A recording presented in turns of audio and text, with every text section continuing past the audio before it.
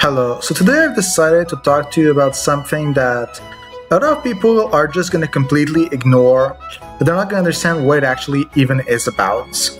It's called the player book. So the player book is something very basic.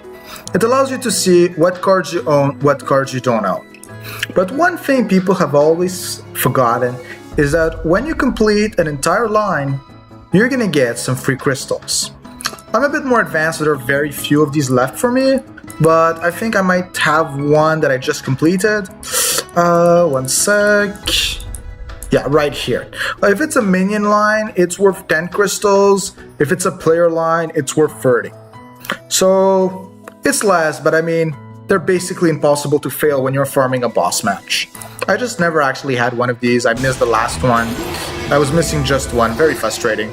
So that's very important. So this is a way actually for people to get crystals. So I'm gonna go to light because that's mainly what I'm in charge of. So yes, these are my two missing light players. But actually, they're not really missing. I'm too lazy to get them. You know, I'm missing what? Maybe one or two little players. Oh, these special ones. Yeah, that's all I'm missing. So really, the annoying thing is actually managers. So this is gonna help you in 3 ways to get crystal.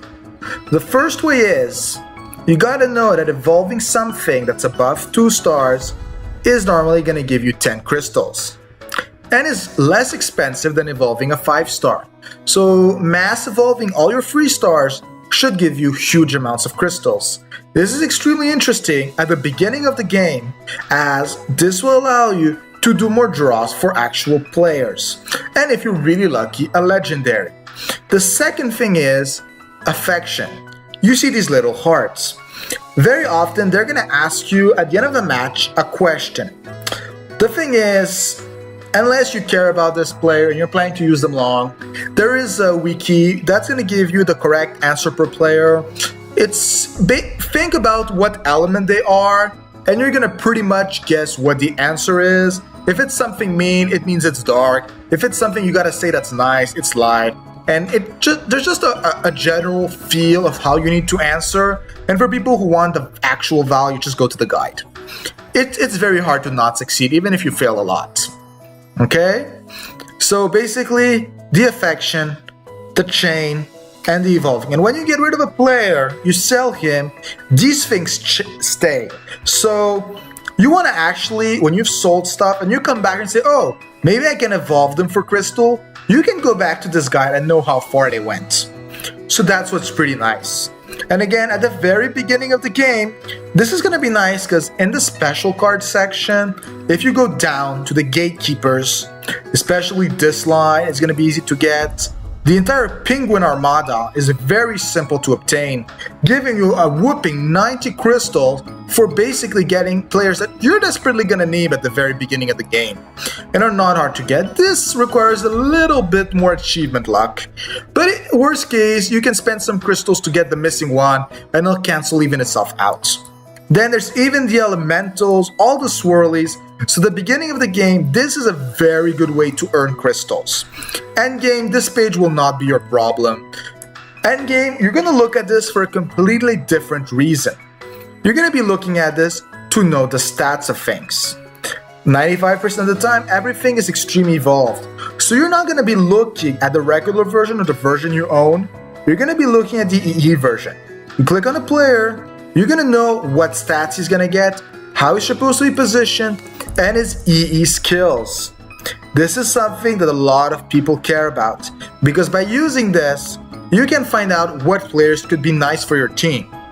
Of course, you can go to the Wikipedia, but sometimes you see someone using, I don't know, we could say a very common player you're gonna see in backline is gonna be a Kiki. So you're gonna see a Kiki and say, why is everyone using Kiki? You're gonna go to skills, you're gonna say, I don't get it. And you're gonna see, oh, increase pass effect and max type in position by 35%. Oh, this starts making sense. Increase action speed 20%. See, it's by doing this, it's gonna help you build and understand what you gotta do, what you should be looking for. And the last thing that's nice about it is by doing this, you're gonna know what players you can or cannot get.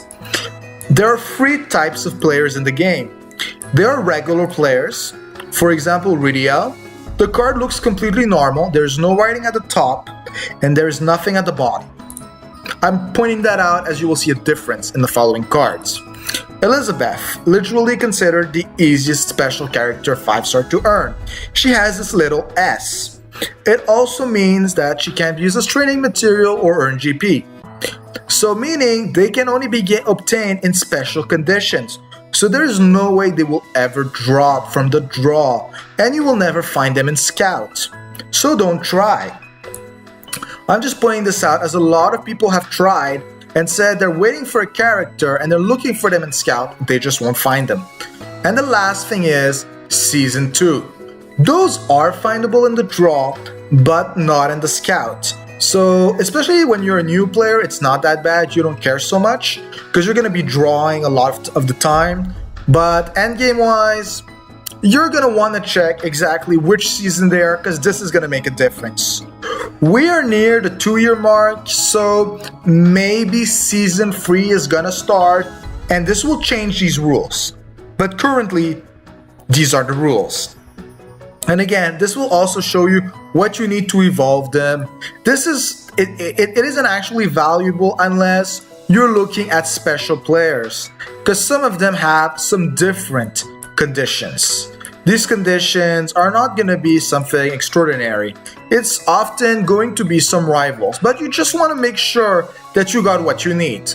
For example, here you would be 5 3-star this, 1 1 1. It's commonly this, but you like to be sure. Some of them are the exception.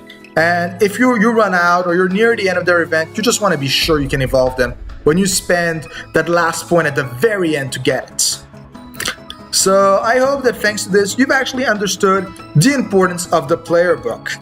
I have still more work to do on it, but I think that this is something that if you understand how to use it, it's really going to help you understand strategy and team building and what options are out there. See you guys.